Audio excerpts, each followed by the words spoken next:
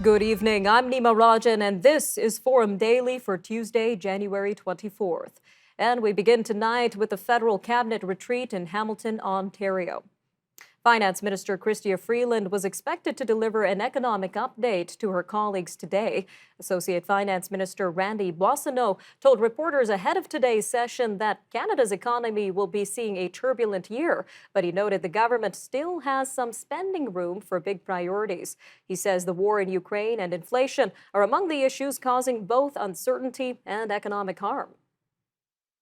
Meanwhile, Canada's premiers await headway from the federal cabinet towards a new deal on health care funding. As mentioned, this comes as Prime Minister Justin Trudeau meets with his ministers at a retreat in Hamilton, Ontario this week. The premiers have asked Ottawa to boost its share of health care spending as provincial systems teeter on the brink of disaster. Mr. Trudeau has repeatedly said that more money will come, but he wants more accountability from provinces that the funds will be spent on meaningful improvements in patient care. Turning to Alberta now, where all systems have been restored after a network outage affected some healthcare services. Doctors and staff at hospitals across the province were forced to go back to using paper charts, whiteboards, and phone calls during yesterday's outage. A senior official with Alberta Health Services confirmed a third-party review is set to begin shortly to determine the root cause of the outage. On the East Coast, Newfoundland and Labrador's government passed emergency legislation late last night that makes private ambulance services essential. The bill also mandated an end to a 4-day strike by 120 ambulance workers who walked out on Friday to push for better wages and pensions. The legislation also instructs the private paramedics company and its staff representatives to figure out how many workers are needed to carry out essential paramedic services. Moving to the west now, as police in Victoria, BC are urging adults to be vigilant about their children's online activity. Now, this comes amid a rise in online sexual extortion, often targeting teen boys or young men. The warning in Victoria follows similar statements in recent months from police departments across Canada. They warn that the perpetrators contact potential victims on social media platforms, and they usually pose as teen girls or young women claiming to be interested in a sexual relationship. They request intimate images, which, once received, they then threaten to share publicly unless a payment is made. Canadian food retailer Metro, which operates both grocery and drug stores, saw its net income rise 11.3% from a year ago, while sales were up by 8.2%. Statistics Canada says grocery inflation during the same period from September to December ping-ponged between 11% and 11.4%. Grocers have come under intense scrutiny in recent months for posting strong profits. This comes as many Canadians struggle with higher food costs. Critics have accused grocers of so-called greedflation, suggesting they are profiteering at a time of spiraling inflation. Back to the East Coast now, as Prince Edward Island potato farmers are commenting on a new report on potato wart. They say it shows the November 2021 decision to halt island exports to the U.S. went too far. They're calling for remaining restrictions to be lifted on farms where the soil-borne fungus has not been found. The report from the International Advisory Panel on Potato Wart was submitted to the federal government last week, and it found that while potato wart has been identified in clusters, most of PEI is considered a pest-free area. Switching to a new survey that finds that more than 87% of respondents in the Northwest Territories said that they are in favor of adopting a permanent time standard.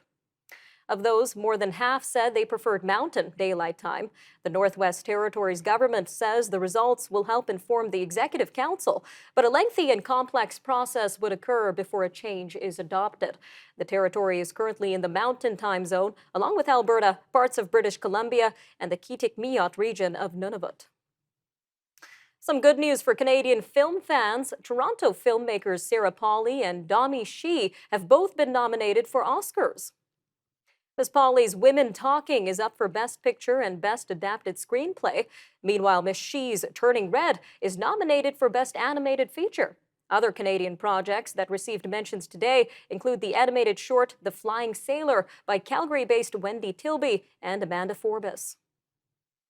We'll be right back after the break. We're going to be taking a look at recession fears and the economy. Canada's Associate Finance Minister warns of uncertain economic times in 2023. We're going to speak with Dr. Moshe from Concordia University about the likelihood of a recession and what that would look like in Canada. So stay tuned. Forum Daily will be right back after a short commercial break. Stay with us.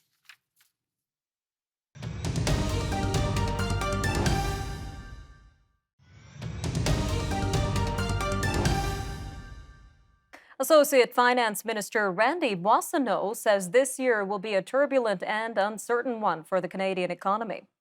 Speaking to reporters at the Liberal cabinet retreat in Hamilton today, the Edmonton MP insisted the government still has some spending room for big priorities, including a new health care deal with the provinces. A recent report from the Business Council of Canada and law firm Bennett Jones warned that the Liberal fiscal forecast was likely too rosy. The cabinet retreat comes amid high inflation, warnings from some economists of a potential recession, and major job losses in the tech sector. Well, with us now to discuss all this is Dr. Moshe, economics professor at Concordia University. Dr. Lander, welcome back to Forum Daily. Hello. Now, the outlook here seems to be pretty grim. We're hearing this even from the Bank of Canada governor, but it seems that the federal government is thinking quite optimistically, at least when it comes to their political commitments. So, what is your takeaway from all of this, Doctor? So it's probably a little bit of both. They do have room to spend on healthcare. The type of long-term investments that they're talking about usually pay themselves off in the long run.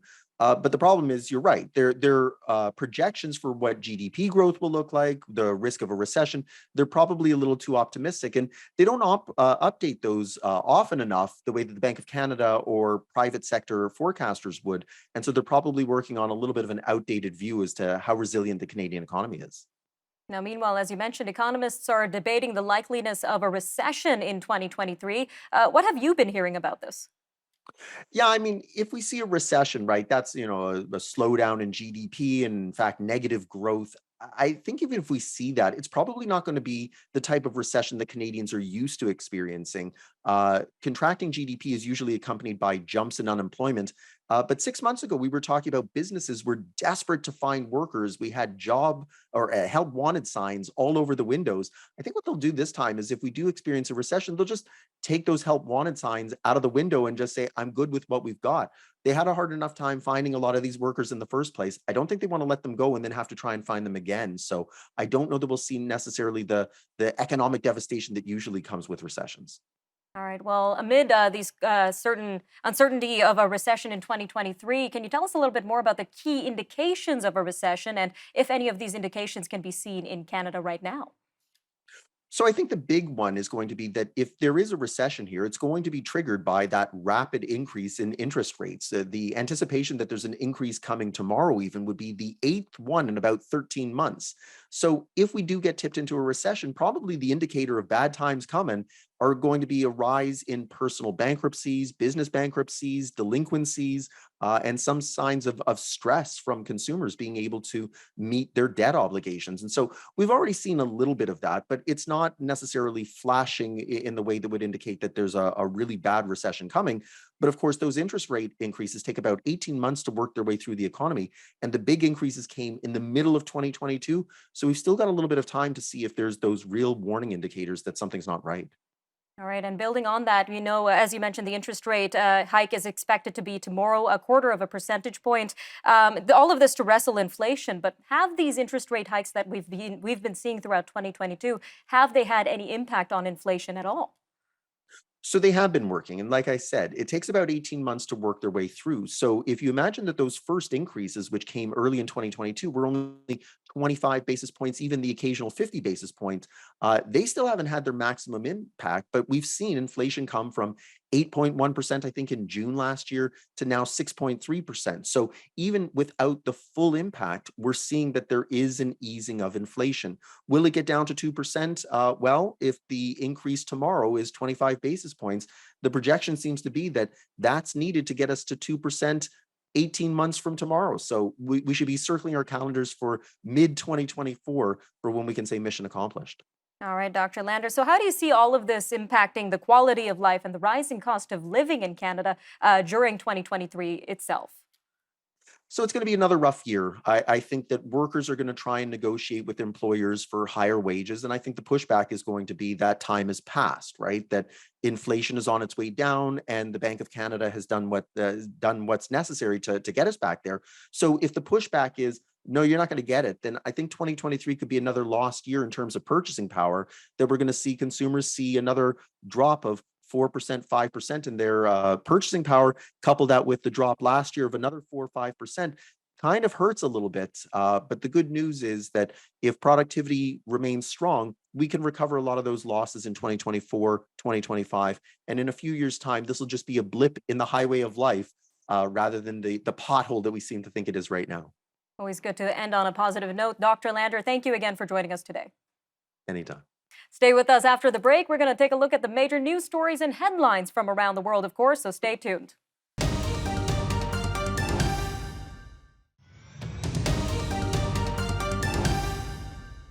Another mass shooting has taken place in California. 7 people were killed in 2 related shootings on Monday in a coastal community south of San Francisco. It marks California's 3rd mass killing in 8 days. The San Mateo County Sheriff's Office says a 67-year-old man is in custody as the suspect in the shooting. The connection between the locations is unclear, but the Sheriff's Office says both are agricultural businesses. The shootings follow Saturday's massacre that killed 11 people at a dance hall in Southern California. Finland's foreign minister has suggested that the country may consider joining NATO without neighboring Sweden. This if Turkey continues to block their joint bid to enter the military alliance. The minister later backpedaled. However, his comments were the first time a leading government official in either Nordic country appeared to raise doubts about becoming NATO members together. Sweden and Finland's accession to NATO needs the approval of all existing members, including Turkey. It has so far blocked the expansion, saying Sweden in particular needs to crack down on exiled Kurdish militants and their sympathizers. In a major shakeup in the war in Ukraine, President Volodymyr Zelensky has fired several senior government officials amid a corruption scandal.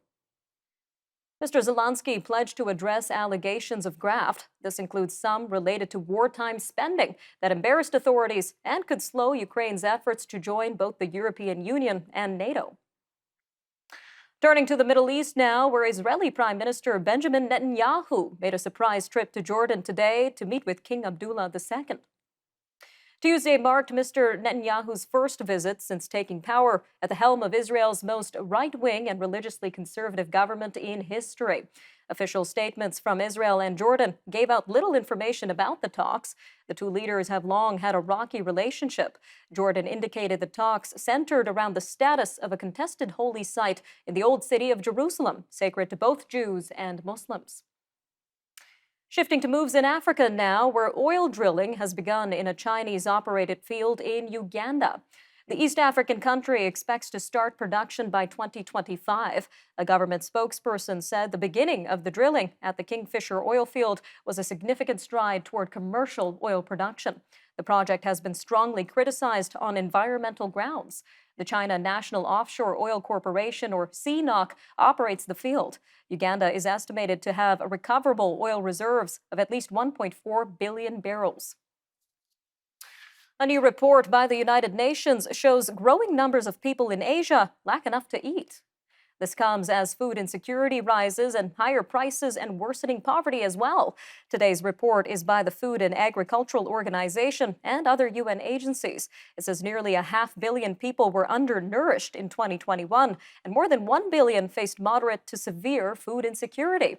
It notes the COVID-19 pandemic was a huge setback, causing mass job losses. Meanwhile, the war in Ukraine has pushed up prices for food, energy, and fertilizer. The Twitter trouble continues, with the company facing a number of lawsuits over unpaid rent. The latest lawsuit involves the social media company's headquarters in San Francisco, as well as its UK offices. This comes after Twitter owner Elon Musk implemented an extreme cost-cutting strategy that does not appear to be paying the bills. Mr. Musk has been testifying in recent days in a separate class action lawsuit by Tesla investors. Scientists say delivering gene therapy directly to the brain holds great promise. And the first brain-delivered gene therapy on the market was recently approved in Europe and the UK. It is for a rare genetic disorder called AADC deficiency. It causes developmental delays and movement disorders in kids. New Jersey drug maker PTC Therapeutics plans to seek approval for the treatment in the U.S. this year. Meanwhile, about 30 studies in America are testing gene therapy directly to the brain for other disorders, including Alzheimer's and Parkinson's.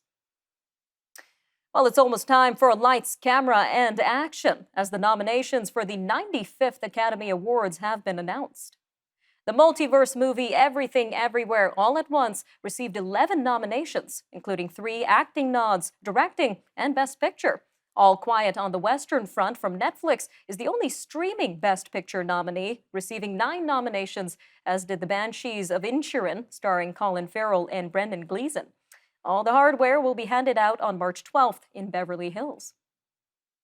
All right, I'm Nima Rajan, and that'll do it for your look at today's national and international news. For more news on demand, you could always visit our website, thenewsforum.ca, and make sure to follow us on our social media handles on Facebook, TikTok, Instagram, and Twitter. You can also watch all of our commentary, programming, and interviews on the News Forum YouTube channel. All right, thanks for joining us today on Forum Daily News, and we'll see you again next time. Take care, Canada.